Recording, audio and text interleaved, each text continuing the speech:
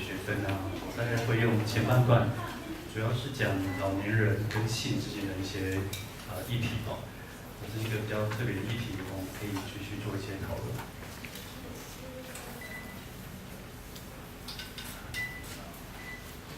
那我的大纲呢，就是说，首先会提到社会对于老人甚至老人的性都有一些迷思哦，还有有关性健康的那个内容，还有着重在老年人跟性上面，包括像老年人的性活动、性生理还有性的问题的评估，还有我们应该要对老人的有什么样的正确的一个性的观念哦。那首先会讲社会的迷思哦。那当然，现在这个可能大家应该都知道，就是台湾的人口的老化的程度已经越来越严重哦。那行政院基金会甚至提到说，2051年老年人口呢大概比例高达37%哦。2018年的人口是零成长的状态哦。那这个图表呢也可以说明，就是当我们的总人口呢随着时间不断的往前，然后人口呢比例是越来越低哦，但是老年的人口占所的总人口比例反而是越来越高的一个状况。那老年期呢，其实是会经历过非常多一连串的丧失的阶段哦，包括像健康啊、经济，还有家庭、社会，甚至老年人本身对生存的目的都会出现一种丧失的一个感受哦。那当然，社会呢对老人的迷思呢，包括老年人呢工作效率低、脾气不好、迷信啦、贫穷啦、总之就是整个社会呢是对老人把他看作一个非常悲惨的一个形象哦。那甚至对于老年人的这个性生活都会有我们自己的一个迷思啊，包括像老年人的性欲呢，随着年龄增加反而是会降低的状况哦。那老年人如果在长照机构出现性行为，那是不对的哦。那甚至也很多人会认为老人通常是被假定是一个异性恋老人不可能是有像同系的这个族群哦。那还有就是老年人如果有性行为的话呢，都被嘲笑是一个老不休哦，这是我们一般对老年人的性生活的一个迷思。那甚至在除了一般族群之外，甚至我们医疗人员本身都会认为老年人其实就是除了工作退休对性也是退休的状态sexually retire， 就是无性的老人是没有性的欲望跟感受。那什么叫做性健康那其实 WHO 呢，针对性健康有3大的关键是在于说，老年人呢，就是每个人不只是老年，每个人都有能力去享受跟表达我们的性需求，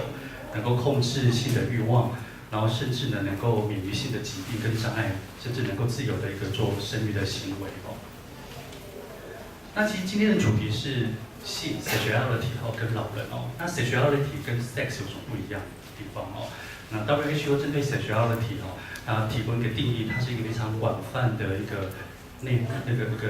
涵包括除了性本身还有 sexuality 其实包括 gender 的这个性别的这个认知、性的一个倾向甚至这个情欲的一个表现都是那整个 sexuality 呢，应该是要我们可以让我们的想法我们的对性的一个 fantasy 还有性的欲望都能够去感受，能够去表达出来所以 sexuality 它其实是一个多方面的这个内涵那并不是只有这个身体上面的 sex 这样子，身体上面的性。那我们为什么要去增进老年人的这个性的这个健康呢其实在很多研究都可以指出就是我们鼓励老年人呢能够去表达他自己的性需求那可以增加老年人本身的对生活的品质，也能够促进他们在功能上面的一个状态。那老年人的性活动是什么呢？那其实有一些这个越来越多的研究也指出其实老年人随着年纪增长当然他的性的这个本身的行为的次数是虽然会逐地的会减少但是他的性的欲望跟他的活动量仍旧还是会持续在整个生命当中那有台湾的一些研究甚至有针对就是65岁以上的老人呢的性生活1994年做研究，大概30% 有性生活，没有无性生活大概高达69%那没有性生活的原因很多人包括失去性欲啦、丧偶等等那04年，学者研究南台湾老人的性生活的态度哦，那61%有性生活哦，那还是有相当高的比例哦，像70%男性的都还是会有性欲的状况那甚至有学者针对中部地区65岁老人对性生活的品质做一个调查哦。那这个调查指出说，女性的满意度呢，她觉得现阶段呢会比起自己年轻的时候更好。哦，那如果个人呢对性生活的重要性越高的话哦，那他的生活品质、性生活的品质也会越好。那男性已婚没有宗教信仰的也会比较重视性的生活哦。好，那我们来探讨一下老人的性行为哦。老人性行为其实不是我们一般所想到的这个性行为的概念哦。像这个学者呢，2001年在提到一个性的老年人的性的一个行为的概念哦，他认为说光是这个身体上生理上的阴茎勃起来去判断他的性行为这个错误的概念哦。那是因为性本身就是一个自娱还有表达亲密的活动，所以对老人的性行为就分2种哦，一种是有，当然就是我们能够想象出来的有性交的行为，那还有一个是非性交的行为哦。那包括像对老人而言，从爱抚自慰，甚至到亲吻、拥抱、注视等等，都算是非性交的行为。他们都是，都是泛称就是有性行为的一个部分哦。那性生理，我想这是一个这次演讲比较重大的一个比较大的一个议题哦。那可以让大家了解性生理的概念是什么。所以讲到性生理概念呢，首先讲一般我们对这个任何阶层、任何年龄的一般正常的一个性的这个反应周期是什么哦？那什么叫性反应周期哦？是当初是由1996在由美国学者还有社工的2个学者呢，在1966年写一本书叫做《Human Sexual Response》人类对性的这个反应他们针对呢用科学的方法来观察人类的性反应所出现的所描绘出来的一个周期的一个现象哦。那男女的共通的周期都是一样的。那我们来看，好，那性反应周期就是说随着很久的时间随着那个性的刺激越来越多，越来越性的刺激的之后呢一个人会出现所谓的性兴奋，那刺激越来越强呢，就会到了性兴奋高原，最后到性高潮，然后最后到性消退这个整个过程叫做性反应的周期哦。那什么叫做性兴奋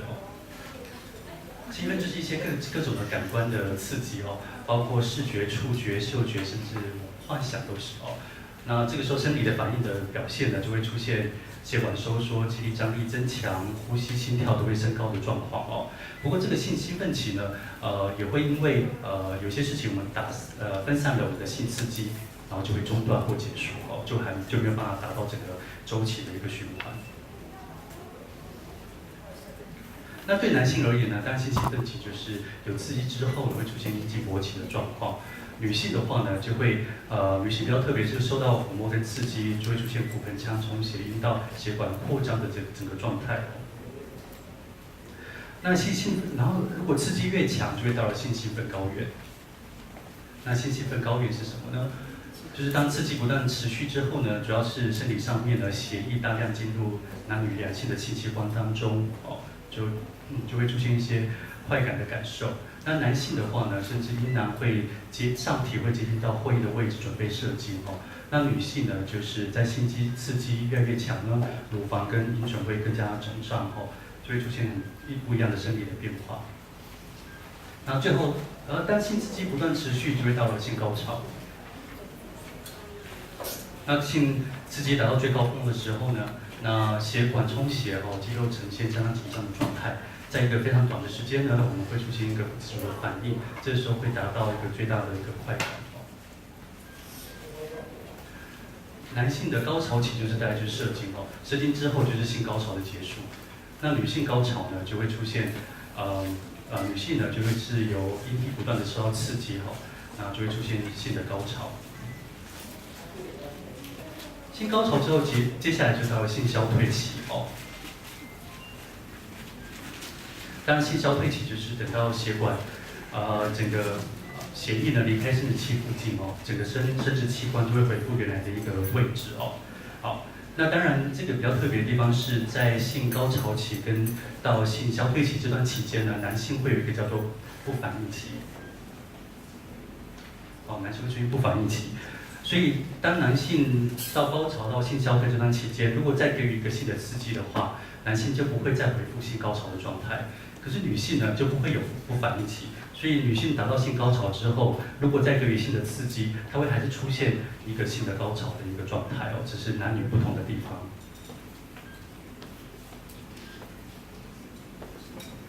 那女性的这个性高潮部分比较特别的地方是哦。那如果假设后女性的，在这个性的这个性到高原期之后呢，但她没有达到高潮的话，女性的骨盆腔会持续的充血，反而会让女性会有不舒服的感受，这跟男性不同的。好，刚刚提到就是一些正常的一个性的生理的一个变化。那今天的主题应该是在于老年人在性生理会有哪些的一个表现呢？我们来看哦，好。我们先针对女性的性的这个反应哈，我们刚刚再次提到就是老年人呢跟年轻的族群哦，还是一样都会有一个性的这个反应期哦，只是对女性的老年的部分呢哦，她的性反应期呢，它的强度跟它的这个刺激度哈，它需要更多的时间去刺激，达到兴奋高原。它的强度会比其他年轻族群还要低。我们来看哦，正常的应该是说这正常的一个性反应周期呢，应该是我们看 A 的图哦，当性刺激之后呢，达到性兴奋，性兴奋之后呢，到性兴奋高原出现高潮。那女性的部分呢，可以有多次高潮的状况，然后到最后呢，会慢慢的。当性刺激减低，高潮之后就会到性消退，哦，这是一个正常的一个性的这个反应周期哦。但老年人不同哦，有两种状况。第一种状况就是我们看 B 哦，当抽到性刺激之后呢，到了性兴奋到性高原，但是一种状况是他没有办法达到性的高潮，所以他在性兴奋的时候会不断的持续哦。那而且性消退时间会比这个正常的这个性的反应周期呢还要。花的时间还要比较长，哦，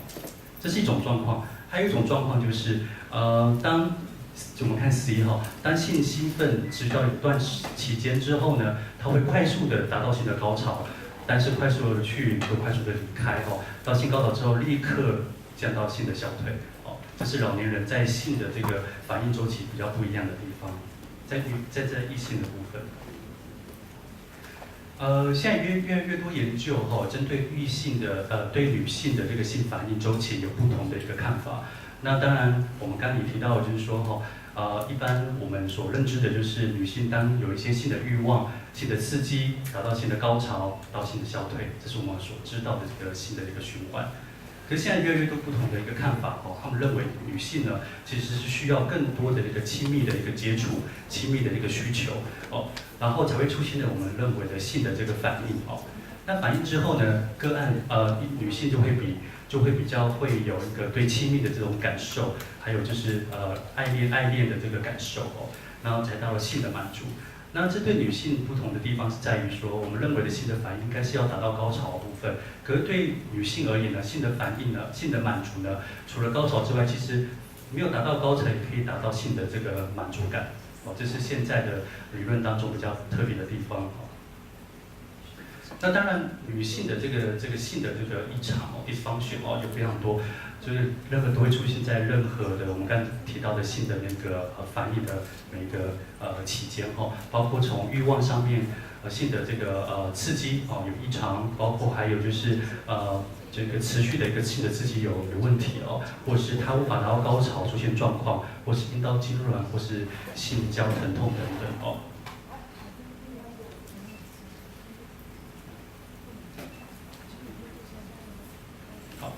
那以上是女性在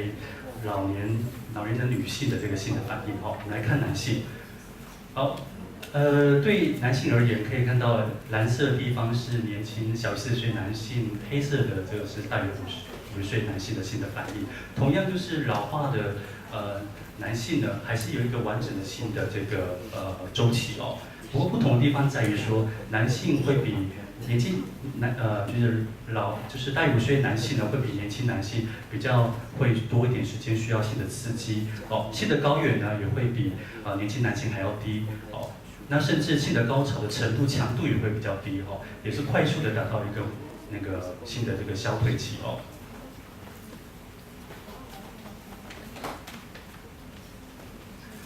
那男性老化男性呢，就跟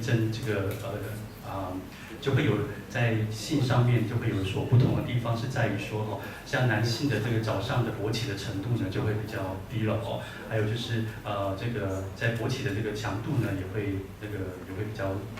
弱一点哦，甚至在射精的这个部分就会提早射精，还有射精的量也会比较少。那另外比较特别的地方是，它会需要更多的时间来达到所需要的这个性的高潮的部分哦。所以可以想到就是说，其实呢，当然正常比较就是正常的一个性的反应应该是性兴奋、性高原、高潮，甚至性的消退。但是男性有可能会出现在性欲减低甚至丧失性欲，甚至在勃起的部分出现问题，还有快速的射精的部分出现问题哦。好，那这是各个族群常见的这个男性的性的功能的异常的部分哦。比较看到的是这个棕色这个 bar 呢，就是50岁到59岁男性的部分。那比起其他年龄层在缺乏性欲跟性的这个男性的这个勃起的部分，问题点会出现常见的问题会比其他年龄族群还要多。那这是男女在老化这老年的男女的性功能的这个异常的比较哈。那这个比较紫色是女性的部分，蓝色是男性的哦。女性比男性比较多是在她的欲望还有她的那个性兴奋的这个问题，还有缺乏这个性的这个高潮。男性的话就是在于快速的达到高潮，也就是快速的射精的部分比较多的一些状况。好，这大概是生理的部分就有机会再看。好，所以我们再回顾一下其实在老年人在整个性的反应周期这我们在后侧也会提到就是在正常的一个性的反应周期，不管是老年人或者年轻人都会有性的兴奋，还有性兴奋高原、性的高潮到了性的消退这是一个它的整个性的反应周期的部分，跟大家复习一下。那其实性的这个行为呢 ，sexual behavior 其实有多重因素造成就是包括我们所认知的那个 biopsychosocial 部分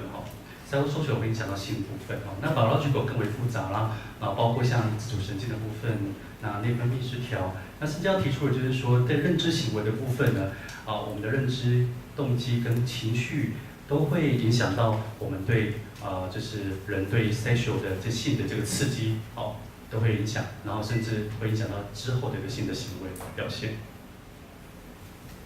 那所提出来是2014年这个老人 geriatric 的 psychiatry 的这个文章它是个 review paper。那特别提到就是就是这个正常的年龄跟normal aging 跟 dementia 失智症的个案呢的族群当中来讨论就是认知的一个问题跟性的这个行为之间的关联性那比较特别的地方是，他尝试用一个比较神经解剖的方式对照这个性功能的这个 sexual cycle 一个比较他们发现就是在这个性器官的感受啦，还有我们针对 sexual arousal 这个感受的这个 input 呢，都会跟我们的这个 parietal 是有关联那像性的这个 orientation 还有 sexual drive 部分呢，就会跟我们说那个limbic system amygdala 跟 hypothalamus 有关这大家让大家知道一下，这个 sexual drive 是有关的那接下来像我们像性的行为的这个motor 部分动作部分就跟 frontal lobe 是有关还有就是一个人出现性的高潮啦，还有一个愉悦的感受就跟这个 central region， 这都是属于 limbic system， 是边缘系统这个部分好，所以这篇 paper 主要研究的主题，研究的一个重点是在于说是，其实我们的人的性的行为都是也是有认知功能是有很大的一个关联性哦。那当然这篇 paper 也提到说是一般失智的老人哦，那对着性的部分、性的行为比较多是一个漠然或是indifference 这样的一个感受哦。那对于这个性欲过高的状况呢，通常他们都是一个非意愿性的这个性的行为哦，应该有很多都是包括dementia 的一个冲动行为部分造成性欲增高的状况哦。所以总而言之，老人的性的生活因素包括除了是老化的部分哦，但也要讨论就是药物跟疾病的关联性哦，像开刀在子宫或者是在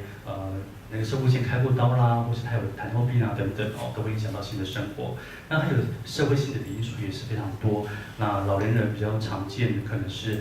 伴侣没有伴侣或是伴侣离开或是没有一个隐私住在 nursing home 的老人啊等等。还有就是对社会的这个对性的一个 stigma 部分，都会影响到老年人性生活的因素。那基本上，我们针对老人的性问题评估跟照顾也是一大的重点哦。那其实我们要解决老人的性问题的话呢，我们必须要了解，就是我们要去评估老人的那个 sexual health， 就是性的健康的部分。特别要点出来，就是其实在医疗人员部分呢，对于老人的性概念呢，还是有一些我们的迷思哦，包括说刚你之前提到是老人应该是asexual human being， 就是无性的族群哦。其实这是我们一个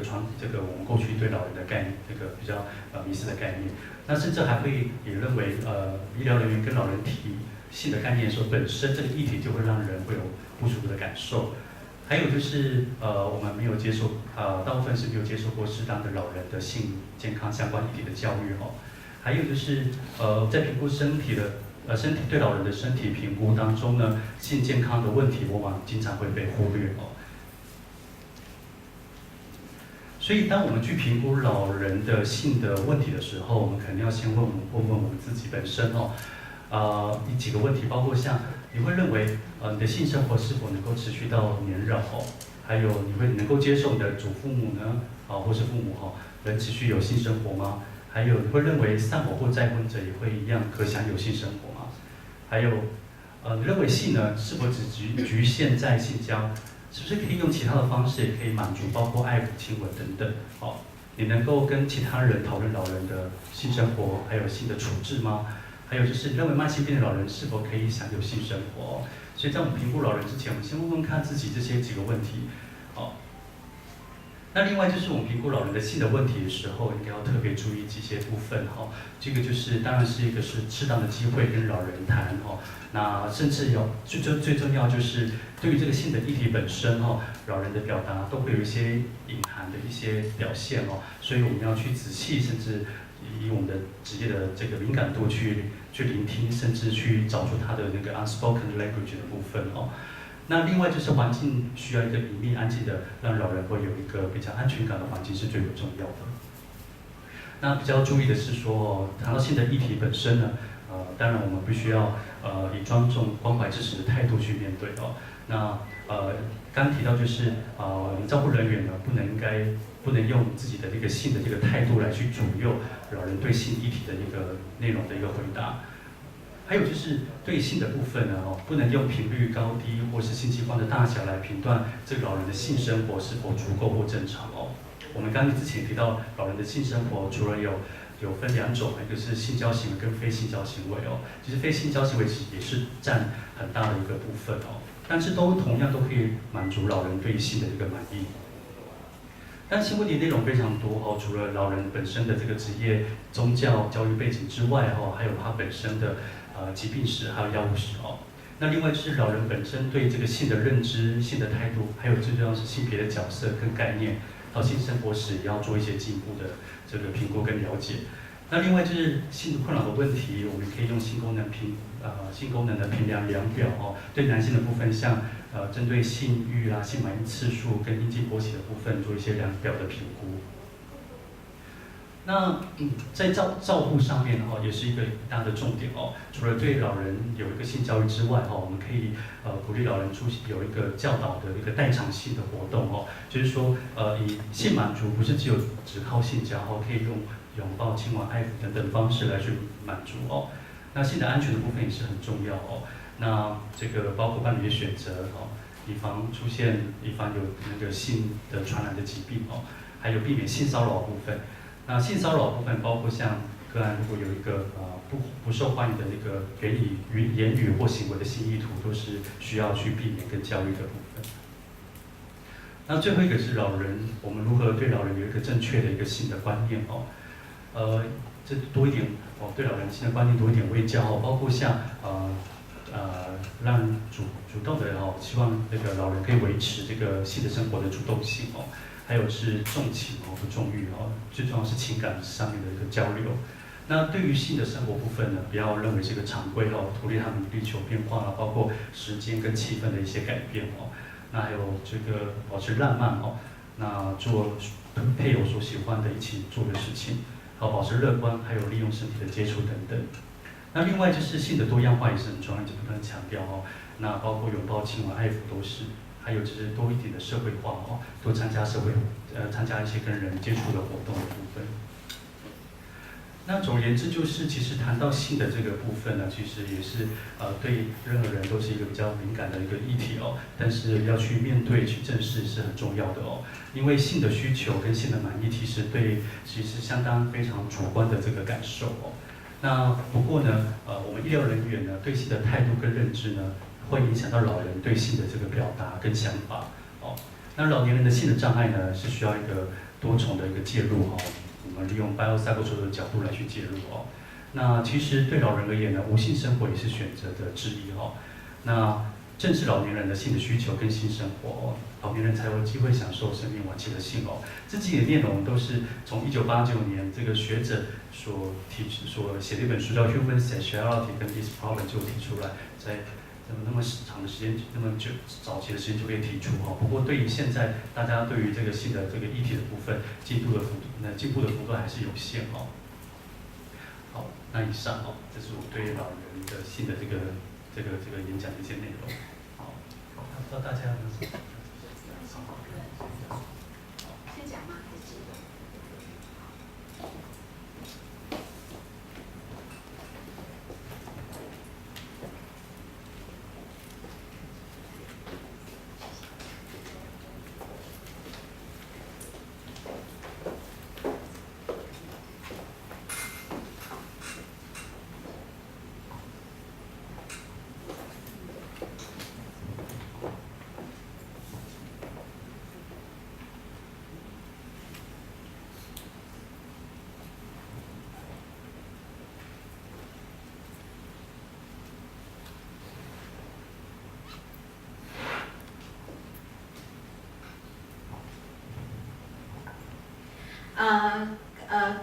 长官们好，然后各位同仁还有来宾们大家好，应该说午安，但怎么都没有回应呢？再大声一点哦，午安。那个开始哈讲话的时候哈要打个招呼哈，让大家醒过来很重要的。那我刚刚看到有一些人跑掉了耶，赶快把他找回来。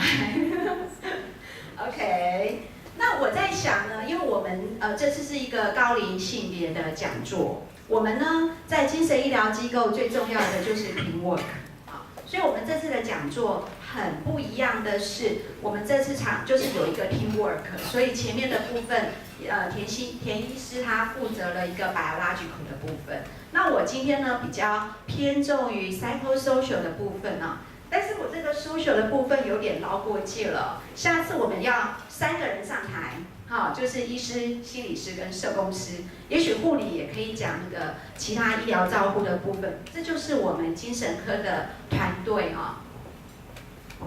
那今年的讲座有别于以往，我们以往是着重于那个了解性别差异跟沟通。可是，在今年的讲座里面，其实从今年的5月讲座，我们加入了一个那个性别角色，它主要是一个社会学习的那个来源，好，我们加进来里面，所以很多人跟我回应，它是一个